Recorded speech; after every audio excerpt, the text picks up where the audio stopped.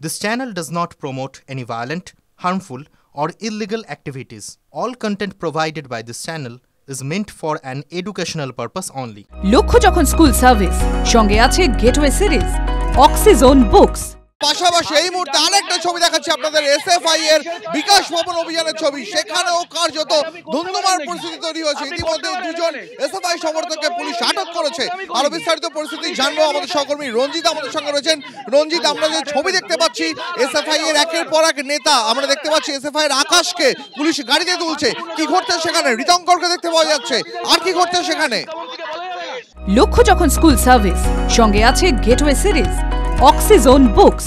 একদমই দেখো দীপ, ক্লাস কবে শুরু হবে সেই দাবি তুলে যে বামফ্রন্টের ছাত্র সংগঠন এসএফআই যে সরকারি কলেজের ভর্তি প্রক্রিয়া দ্রুত শেষ করতে হবে সেই দাবি নিয়ে, এছাড়াও জয়েন্ট এন্ট্রান্স পরীক্ষায় ফলাফল অবিলম্বে প্রকাশের দাবি নিয়ে আজকে বিকাশ ভবন অভিযান ছিল এবং সেই মোতাবেক কিন্তু একটার সময় সেই অভিযান ছিল। এসএফআই এর বিকাশ ভবন অভিযান ঘিরে উত্তেজনা এবং এই যে এসএফআই এর পক্ষ থেকে দুজন প্রথমে বিকাশ ভবনে আছে, তার মধ্যে তুমি জানো যে একজন এসএফআই এর ছাত্র নেতা আকাশ এবং তার সঙ্গে কিন্তু পুলিশের ব্যাপক ধস্তাধস্তি হয়। পুলিশের প্রিজন ভ্যানে তাকে জোরপূর্বক বলপূর্বক পুলিশ কিন্তু উঠিয়ে নিয়ে যায়। এছাড়াও রিতম রয়েছে, এছাড়াও আরো একজন, অর্থাৎ তিনজন ছাত্র নেতাকে ইতিমধ্যেই এসএফআই যে তিন ছাত্র নেতাকে তাদেরকে কিন্তু আটক করে এই মুহূর্তে উত্তর বিধাননগর থানায় নিয়ে যাওয়া হয়। অর্থাৎ বিকাশ ভবনে যে ক্লাস কবে শুরু হবে সেই দাবি তুলে যখন শিক্ষা দপ্তর কিন্তু এই মুহূর্তে আমরা লাগাতার কম করে 1.5 ঘন্টা আপনাদের নন স্টপ ব্রেকলেস এই কভারেজ দেখে যাচ্ছি। পাশাপাশি দুটো ছবি দেখাচ্ছি আপনাদের। একদিকে দেখাচ্ছি নিয়োগের দাবিতে করোনাময়ীতে সেখানে ধুন্ধুমার পরিস্থিতি, পুলিশের ব্যাপক ধরপাকড়ের ছবি। তার পাশাপাশি আপনাদের দেখাচ্ছি এসএফআই এর বিকাশ ভবন অভিযান, সেখানেও ব্যাপক উত্তেজনা। যেমনটা আমাদের সহকর্মী রঞ্জিত জানাচ্ছিলেন, এখনো পর্যন্ত 3 জনকে পুলিশ আটক করেছে বলে সূত্রের খবর। প্রদীপ্ত আমাদের সঙ্গে রয়েছেন করোনাময়ী থেকে। প্রদীপ্তর কাছে চলে যাবো। প্রদীপ্ত, আমরা দেখতে পাচ্ছিলাম জাতীয় পতাকা নিয়ে প্রাথমিক চাকরির প্রার্থীরা তারা রাজপথে আজকে নেমেছেন। তাদের দাবি যে কেন তাদের নিয়োগে ডাকা হচ্ছে না, কেন ইন্টারভিউ নেওয়া হচ্ছে না, তারা তো যোগ্যতাতে পাশ করেছেন। কি বলছেন তারা? কি এই মুহূর্তে কি পরিস্থিতি সেখানে?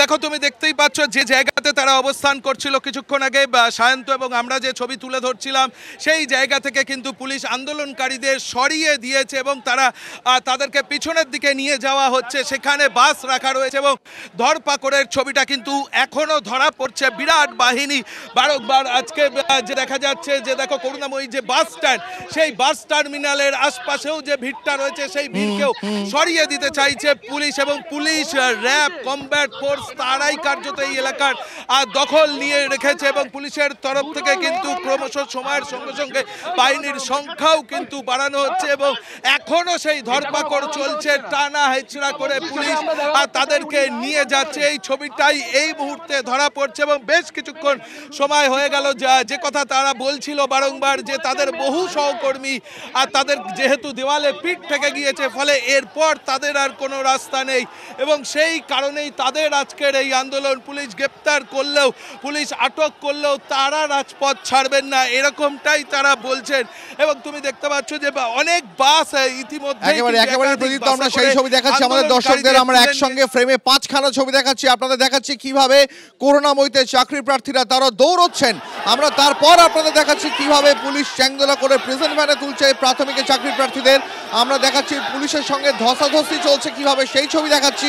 পাশাপাশি দেখাচ্ছি চাকরি প্রার্থীরা তাদের নাছোড় মনোভাবের ছবি। তারা জাতীয় পতাকা হাতে করোনাময়ীতে নেমেছেন আজকে। এক এক করে তাদের চ্যাংদোলা করে আন্দোলনকারীদের পুলিশের গাড়িতে তোলা হচ্ছে। এই মুহূর্তে আমরা দেখতেও পাচ্ছেন পুলিশে 6 লাভ, কিন্তু নাছোড় পরীক্ষার্থীরা, তারা বারবার চাকরি প্রার্থীরা তারা বলছে নিয়োগের নোটিশ না হলে এখান থেকে তারা সরবেন না। সোমা আমাদের প্রতিনিধি এই মুহূর্তে জানাচ্ছেন সেখানকার পরিস্থিতি। সোমা, আগের থেকে করুণাময়ী চত্বর, এই চত্বর অনেকটা হালকা দেখা যাচ্ছে। কি চলছে এখন? কোথায় আন্দোলনকারীরা? পুলিশ আর কি করছে?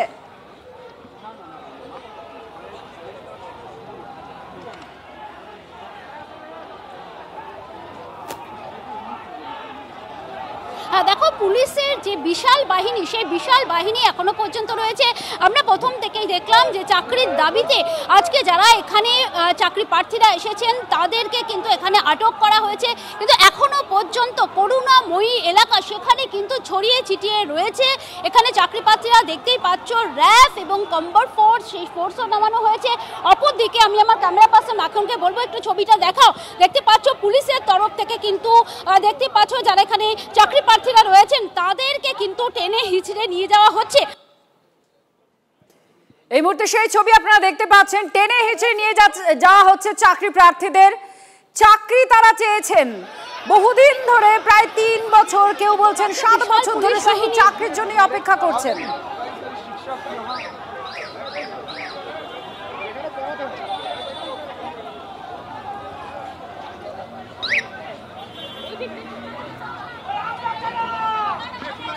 রিক্রুটমেন্ট বেড়ে গেছে।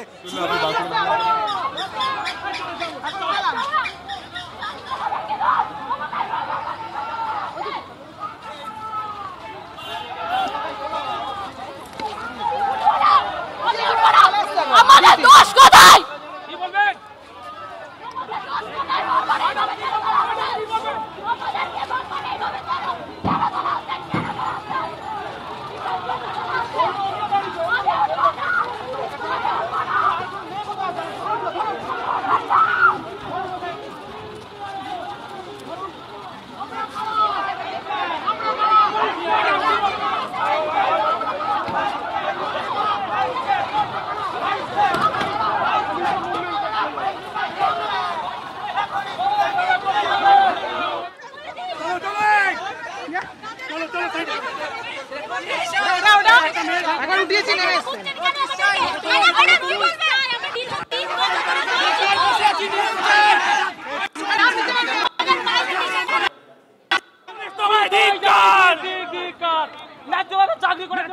আমরা স্বচ্ছভাবে পাস করেছি, 3 বছর ধরে বসে আছি।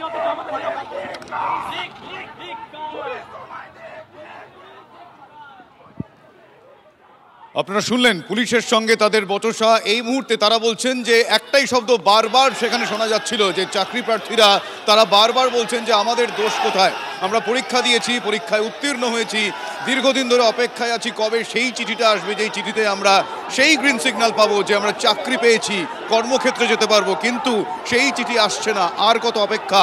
ধৈর্যের বাঁধ তাদের ভেঙে গিয়েছে এই মুহূর্তে। এই ছবি সেই প্রমাণ। আরও একবার দেখুন, আলাদা আলাদা ভিজুয়ালস আপনারা দেখছেন এই মুহূর্তে টিভি 9 বাংলার পর্দায়। রীতিমতো রণক্ষেত্রের চেহারা নিয়েছে করুণাময়ী মোড়। চাকরি প্রার্থীদের বলপূর্বক প্রিজন ভ্যানে তোলা হচ্ছে, বাসে তোলা হচ্ছে। এই মুহূর্তে সেই ছবি দেখাচ্ছি আপনাদের, লাগাতার নন স্টপ কভারেজ 2 ঘন্টা ধরে আপনাদের দেখাচ্ছি প্রায়, যেখানে চাকরি প্রার্থীদের আমাদের তুলে নিয়ে যাওয়া হচ্ছে।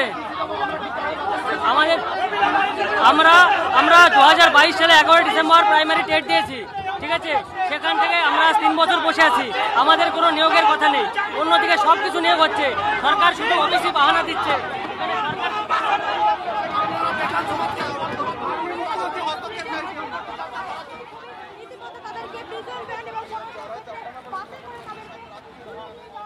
সমস্ত চাকরি প্রার্থীরা যারা আজকে অভিযানে নেমেছেন তাদের প্রত্যেকের মুখে একটাই কথা, আমাদের সঙ্গে এইরকম আচরণ কেন, পুলিশ কেন আমাদের ধরছে, আমাদের আটকাচ্ছে, আমাদের গ্রেপ্তার করছে, আমাদের দোষ কোনটা? আমরা বছরের পর বছর চাকরির অপেক্ষা করে রয়েছি, কেউ 2 বছর, কেউ 3 বছর, কেউ তারও বেশি সময় ধরে একটা সরকারি চাকরির অপেক্ষায় রয়েছি, আর তাদের সঙ্গে পুলিশের এই রকম আচরণ কেন?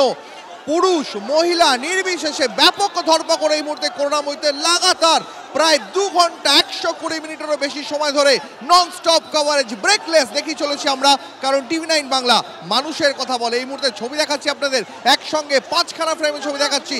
চাকরি প্রার্থীরা তারা আচমকা করুণাময়ীতে দৌড় দিতে শুরু করেন, তারপর পুলিশ তাদের চ্যাংদোলা করে প্রিজন ভ্যানে তুলে নিয়ে যায়। তা সত্ত্বেও নারাজ, নাছোড় মনোভাব চাকরি প্রার্থীদের।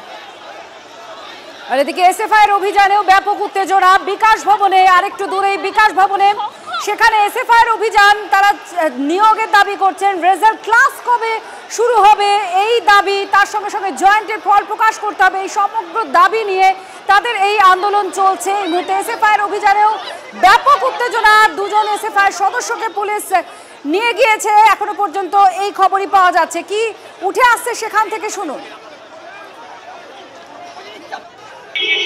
ক্লাস কবে শুরু হবে এই হচ্ছে আমাদের প্রশ্ন। উচ্চ মাধ্যমিক পরীক্ষা হয়ে গেল মাস 3 তার বেশি, এখনো ভর্তি শেষ করা গেল না।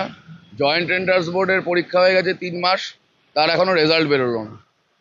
ছাত্রছাত্রীরা কি করবে?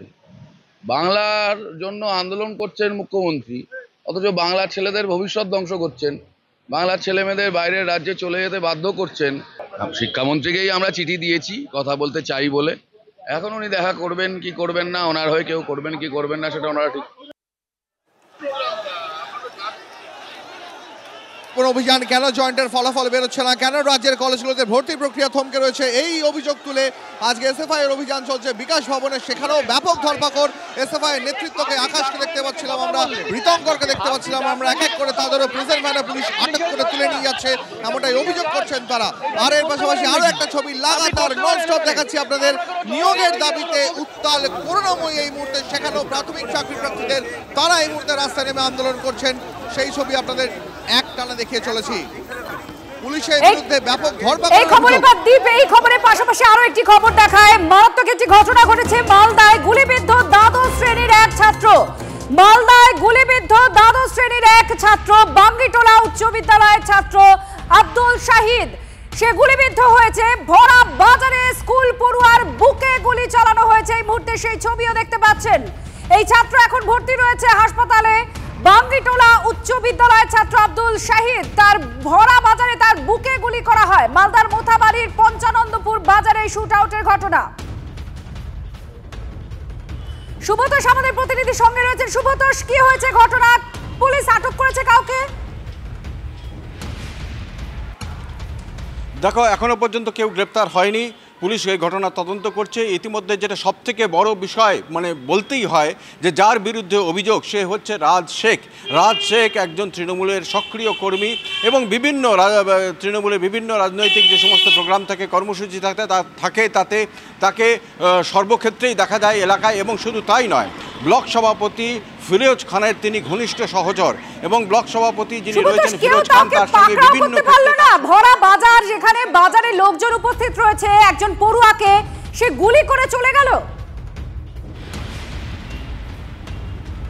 হ্যাঁ, এইটা নিয়ে অবশ্যই একটা প্রশ্ন থেকে যাচ্ছে, কারণ ওখানে পঞ্চানন্দপুর যেখানে ঘটনা ঘটেছে, সেই পঞ্চানন্দপুরের ভরা বাজার কালকে রাত 8টার সময় তখন সেই ছাত্রটি সে বাড়ি থেকে বেরিয়ে যায় এবং সবে মাত্র সেই বাজারের ওই এলাকাতে গেছে এবং তখনই তাকে গুলি করা হয় এবং গুলিটি তার বুকে লেগেছে। আশঙ্কাজনক অবস্থায় এখন সে আছে এবং তাকে এখন ইতিমধ্যে কলকাতায় রেফার করা হয়েছে মালদা মেডিকেল কলেজ হাসপাতালের। পুলিশ কি বলছে একটু, কারণ মালদায় একের পর এক এই শুট আউটের ঘটনা, তার মধ্যে ভরা বাজারে অভিযুক্ত যে শিয়াবার শাসক দলের একজন নেতাও বলে জানা যাচ্ছে। পুলিশ কি করছে? পুলিশের তৎপরতা কি তাকে ধরার জন্য? পুলিশের এখনো পর্যন্ত যে তৎপরতা হওয়া উচিত ছিল সেটা কিন্তু এখনো পর্যন্ত দেখা যাচ্ছে না, কারণ পুলিশ জানিয়েছে যে তদন্ত হচ্ছে, কিন্তু বারবার এই শুট আউটের ঘটনা, একবার নয় বারবার গত জানুয়ারি মাস থেকে শুরু করে নিয়মিতভাবেই শুট আউটের ঘটনা হচ্ছে। খুল্লা পিস্তল বা আগ্নেয়াস্ত্র পাওয়া যাচ্ছে, 9mm 7mm থেকে ইম্প্রোভাইজ বিভিন্ন রকমের পিস্তল, রিভলভার তারা খুব সহজে মিলছে। তো ফলে এই প্রশ্নগুলো থেকে অবশ্যই পুলিশের ভূমিকা নিয়ে প্রশ্ন তো উঠবেই। এক্ষেত্রে যেটা দেখা যাচ্ছে যে সেই একটি ছাত্র এবার শিকার হচ্ছে একজন ছাত্র, সে কাছেই বাঙ্গিটোলা হাই স্কুলের ক্লাস 12-এর ছাত্র এবং সে যখন বাড়ি থেকে সবে মাত্র রাত 8টা সাড়ে 8টা নাগাদ যখন সে বাড়ি থেকে বেরোয় তখনই তাকে গুলি করা হয় এবং যার বিরুদ্ধে অভিযোগ সে সেখানকারই কিন্তু তৃণমূলের সক্রিয় কর্মী। শুধু তাই নয়, তৃণমূলের যে ব্লক সভাপতি রয়েছে, তৃণমূলের যে যুব সভাপতি রয়েছে, তাদের সে একেবারে ঘনিষ্ঠ সহচর। নিয়মিতই তাদের সঙ্গে তার ওঠা বসা। এই রাজ সিংয়ের বিরুদ্ধে কিন্তু এর আগেও একাধিকবার অভিযোগ উঠেছে। কখনো কাউকে চাকু দিয়ে কোপানো, কারো হাত কেটে দেওয়া ইত্যাদি বিভিন্ন ধরনের অসামাজিক কাজকর্মের জন্য তার বিরুদ্ধে অভিযোগ উঠেছে, কিন্তু পুলিশ কিন্তু তাকে কখনোই সেভাবে গ্রেপ্তার করেনি এবং এখনো পর্যন্ত তাকে ডেকে এনে বা তুলে এনে জিজ্ঞাসাবাদ করা এটাও কিন্তু করা হয়নি। ধন্যবাদ।